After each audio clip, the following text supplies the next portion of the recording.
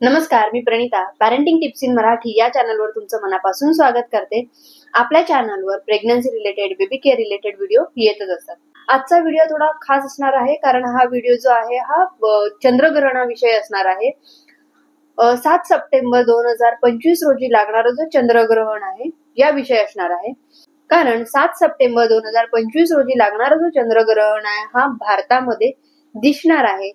त्यामुळे या चंद्रग्रहणाचं टायमिंग काय असणार आहे, हा जो चंद्रग्रहण आहे हा पाळायचा आहे की नाही, गर्भवतींनी या चंद्रग्रहणामध्ये काय काळजी घेतली पाहिजे, त्याचबरोबर या चंद्रग्रहणाचा सूतक काळ कधी सुरू होतोय आणि हा सूतक काळ पाळायचा आहे की नाही, हे सगळं मी या व्हिडिओ मध्ये सांगणार आहे। म्हणून व्हिडिओ शेवटपर्यंत पहा।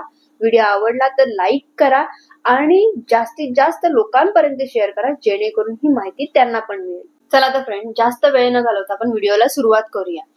7 सप्टेंबर 2025 रोजी लागणार हे जे चंद्रग्रहण हे या वर्षामधलं दुसरं चंद्रग्रहण आहे आणि हे जे चंद्रग्रहण आहे हे भारतामध्ये दिसणार आहे।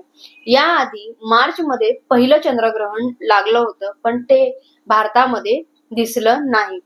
7 सप्टेंबरला लागणारा जो चंद्रग्रहण आहे हा भारतात तर दिसणार आहे पण भारता व्यतिरिक्त अजून बऱ्याच देशांमध्ये हा चंद्रग्रहण दिसणार आहे। आता हा जो चंद्रग्रहण आहे हा 7 सप्टेंबरला सुरू होणार आहे आणि 8 सप्टेंबरला मध्यरात्री हा जो चंद्रग्रहण आहे हा संपणार आहे।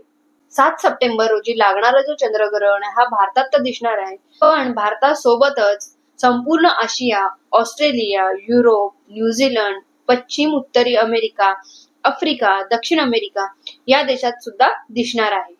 तर आता आपण ग्रहणाचा नक्की टायमिंग काय आहे, त्याचा सूतक काळ कधी सुरू होतोय आणि ग्रहण कधी संपतंय हे आपण पाहणार आहोत। सगळ्यात पहिलं तर चंद्रग्रहण हा 7 सप्टेंबर 2025 रोजी रविवारी रात्री 9:57 सुरू होते ते 8 सप्टेंबर रोजी 12 नंतर म्हणजेच मध्यरात्री 1:27 हा ग्रहण संपतोय। टोटल हा ग्रहण 3 तास 30 मिनिटं असणार आहे।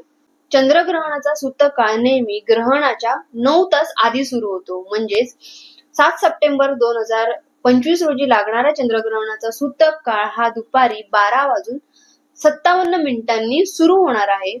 तो त्याचा मोक्ष काळ म्हणजेच चंद्रग्रहण संपणार आहे तोपर्यंत असणार आहे।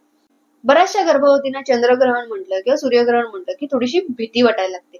त्यात जर ते चंद्रग्रहण किंवा सूर्यग्रहण पाळायचं असेल तर त्या अजूनच जास्त घाबरतात।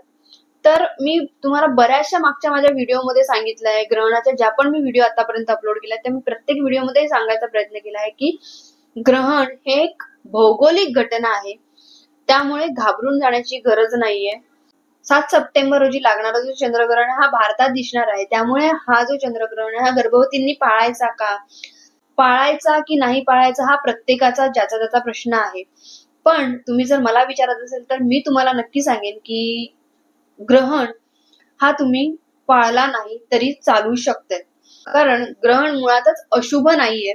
त्याला भारतामध्ये शास्त्रानुसार अशुभ मानलं जातं पण ती एक भौगोलिक घटना आहे। पूर्वीच्या काळी तशी प्रथा होती कारण पूर्वीच्या काळी लाईट्स नव्हत्या, त्यामुळे ग्रहण काळामध्ये अंधार व्हायचा सगळीकडे। पण आता तशी परिस्थिती नाहीये, आता सगळीकडे लाईट्स आहेत। पूर्वीच्या काळी वॉशरूमला बाहेर जायचं, टॉयलेट्स बाहेर होते, त्यामुळे सुद्धा बाथरूमला जाऊ दिलं जायचं नाही। पण आता तशी परिस्थिती नक्कीच नाहीये। पण तुम्ही असं करू नका कारण जर तुम्ही ग्रहण काळामध्ये पाणी प्यायला नाही, 3-3 तास जर तुम्ही पाणी प्यायला नाहीत तर त्याचा त्रास बाळाला होऊ शकतो। तुम्ही वॉशरूमला गेला नाही तर तरी सुद्धा त्याचा त्रास तुम्हाला होऊ शकतो, बाळाला होऊ शकतो। कारण तुम्ही जर 3 तास किंवा 4 तास लघवी थांबून ठेवलात तर ब्लॅडर फुल होऊ शकतो आणि त्याचा त्रास बाळाला होऊ शकतो। तर बरेचदा असं होतं की ग्रहण काळामध्ये घरातील मोठी माणसं त्यांना फोर्स करतात की तुम्ही ग्रहण पाळा म्हणून, तर त्यांचं मन राखण्यासाठी तुम्ही ग्रहण पाळू शकता पण जास्त कडक तुम्ही ग्रहण पाळू नका। तर ग्रहण काळामध्ये नक्की करायचं काय, तर ग्रहण काळामध्ये तुम्ही पुस्तक वाचू शकता, गाणी ऐकू शकता, देवाचं नामस्मरण करू शकता, ग्रहणाची भीती बाळगण्याची अजिबात गरज नाहीये. खास करून मी गर्भवतींना सांगेन की ग्रहण काळामध्ये तुम्ही अजिबात घाबरून जाऊ नका. पूर्वीच्या काही गर्भवती स्त्रियांना ग्रहण काळामध्ये काही खाऊ नये, पाणी पिऊ नये असं सांगितलं जायचं. त्यामागचं सायंटिफिक कारण हे आहे की ग्रहण काळामध्ये बऱ्याचशा निगेटिव्ह एनर्जीज निर्माण झालेल्या असतात. त्याचबरोबर बरेचसे सूक्ष्मजीव ग्रहण काळामध्ये आजूबाजूला वातावरणामध्ये फिरत असतात. तर ते शिजलेल्या अन्नामध्ये जाऊ नये म्हणूनच शिजलेलं अन्न खाऊ नये असं सांगितलं जातं. ग्रहण काळामध्ये पाणी पिऊ शकता, पण पाणी पिण्याआधी पिण्याच्या पाण्यामध्ये तुम्ही तुळशीचं पान नक्की टाका. त्याचबरोबर तुम्ही शिजलेलं अन्न ग्रहण काळामध्ये न खाता फ्रुट्स नक्कीच खाऊ शकता. त्याचबरोबर असंही सांगितलं जातं की ग्रहण काळामध्ये झोपायचं नसतं, पण तसं काही नाहीये. ग्रहण काळामध्ये तुम्ही तुमच्या सेफ्टीसाठी, बाळाच्या सेफ्टीसाठी आराम करू शकता, झोपू शकता. व्हिडिओ आवडला असेल तर लाईक करा, शेअर करा आणि कमेंट करा. थँक्यू.